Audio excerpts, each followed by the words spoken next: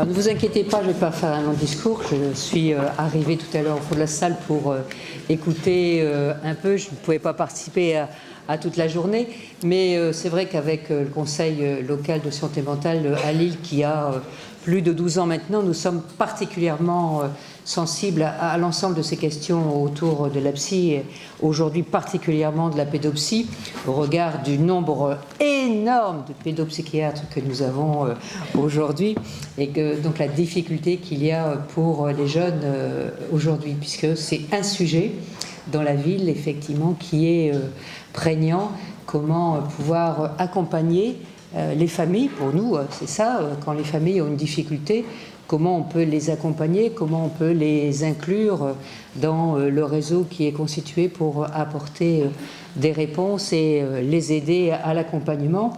Donc j'ai vu la fin de vos exposés, on voit qu'il y a de nombreux sujets, y compris sur cette question dans la dernière étude, là, sur le passage jeune à adulte. On voit qu'il y a quelque chose aujourd'hui à retravailler pour bien arriver à faire cette liaison, compte tenu que quand ils sont jeunes, les enfants sont un peu poussés parfois par les familles, mais après, finalement, ils ne sont plus obligatoirement dans la même démarche. Donc c'est un vrai sujet, et je regardais avec attention les éléments que vous avez apportés. Et puis un autre sujet qu'on vient d'aborder aujourd'hui, qui s'appelle les aidants. Et dans la vie, pour nous, c'est effectivement un vrai sujet, puisque c'est plutôt notre porte d'entrée. Comment on accompagne les familles, comment on les aide. Et je crois qu'effectivement, c'est encore un sujet qui doit être ouvert aujourd'hui et travaillé. Et donc, je suis très contente que dans une journée comme celle-ci, et donc je vous remercie d'avoir bien évidemment, encore une fois, travaillé pour que nous ayons ce travail de réflexion avec des professionnels, et puis à vous particulièrement, puisque nous avons effectivement des liens de travail fréquents avec vous. Vous nous apportez beaucoup pour essayer d'amener et d'accompagner les réponses dans notre ville. Et donc, cette journée de travail, vous étiez 350. Il y en a moins maintenant parce que je les ai vus tous sortir. J'ai failli faire ça, mais je ne pouvais pas. Mais je pense qu'effectivement, c'est important de pouvoir avoir ce travail. Et merci beaucoup à vous et à toute l'équipe d'organiser ce type de travail, de réflexion. Je pense que ça peut aussi à chacune et à chacun d'entre vous apporter beaucoup. Et donc, merci à vous d'organiser ce genre de choses-là, et merci à vous pour ce que vous apporterez après, demain, à Lille, mais ailleurs.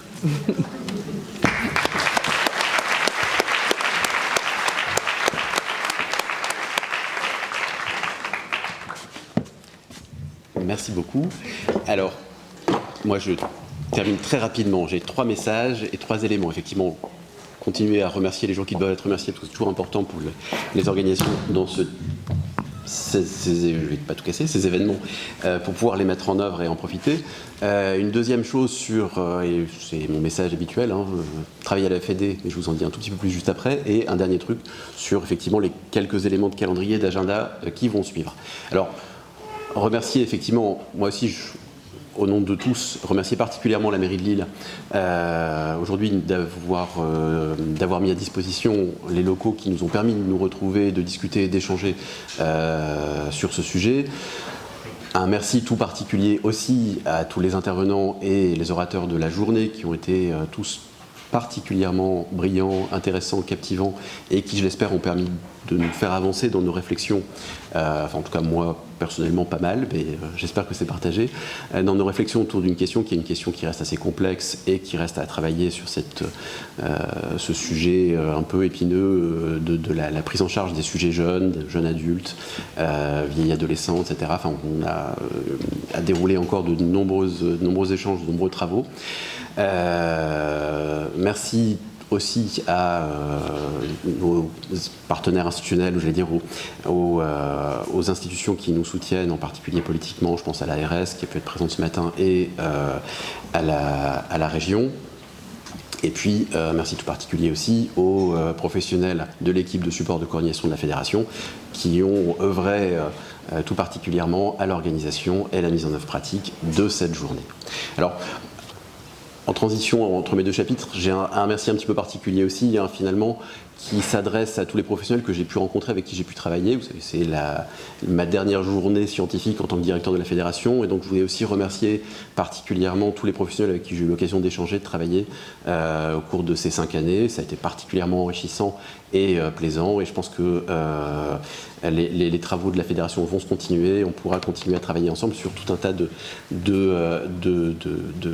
d'éléments cruciaux.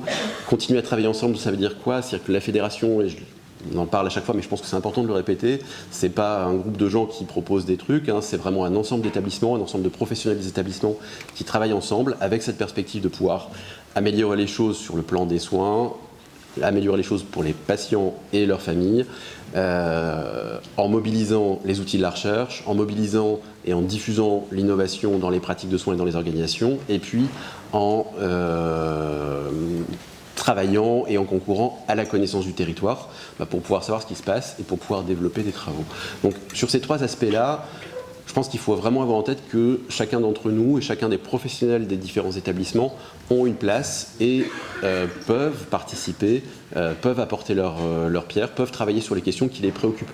Vous avez vu qu'il y a quand même aujourd'hui effectivement beaucoup d'options, des travaux de grande qualité qui ont été produits et qui ont pu être présentés cet après-midi. Je pense qu'il ne faut pas être... l'idée, c'est qu'il ne faut pas être effrayé ou inquiet ou se sentir illégitime là-dedans. Je pense que chacun des professionnels peut être légitime pour participer à ça. Poser une question, et puis j'ai envie de dire, la Fédération est justement là pour aider à formaliser les choses, à organiser, mettre en œuvre, participer à des travaux qui sont déjà en cours, à la hauteur du temps dont on dispose. Et ça, c'est vraiment extrêmement important, ça s'adresse à tout le monde. Il ne faut pas se sentir illégitime sur l'interpellation ou la participation aux travaux de la Fédération. Ce d'autant que la palette de méthodes, de types d'études est très ouverte, très variée aujourd'hui, et ça c'est un enjeu qui était très important pour nous en termes de disposition, et que ces outils, ces méthodes qui peuvent sembler un peu complexes, l'objet de la Fédération, c'est justement de les mettre à disposition des professionnels. Donc ça veut dire que même si vous ne connaissez pas évidemment parfaitement comment on fait des stats, comment on va faire de l'analyse qualitative de verbatim, etc., comment on va aller extraire des données des réseaux sociaux, c'est justement ces éléments-là sur lesquels on peut travailler ensemble, à partir des idées qui sont des idées de terrain, parce que je pense que c'est du terrain que viennent les meilleures idées de recherche, et c'est du terrain que viennent les idées de recherche qui vont avoir des conséquences après pour la suite. Donc voilà, je m'arrête là-dessus, mais ça c'est vraiment, à mon avis, le message principal.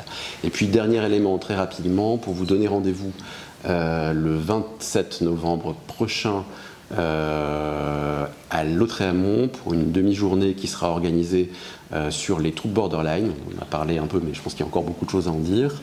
Le 8 janvier prochain, à l'EPSM des Flandres, pour une journée qui traitera des troubles déficitaires de l'attention.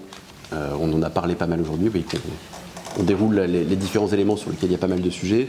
Et puis une date qui reste encore à fixer sur la première partie de l'année 2026 pour la remise en place des journées psychiatrie et justice. Vous savez que c'était une réunion lilloise régulière qui a été organisée pendant presque une vingtaine d'années avec beaucoup d'intérêt. Donc on a été contacté par plusieurs collègues et on a pu remettre en place ces journées psychiatrie et justice qui sont vraiment un lieu d'échange et de discussion entre les professionnels de la psychiatrie et les professionnels de la justice, pour savoir ce qu'on fait et ce qu'on ne fait pas, et où chacun se positionne.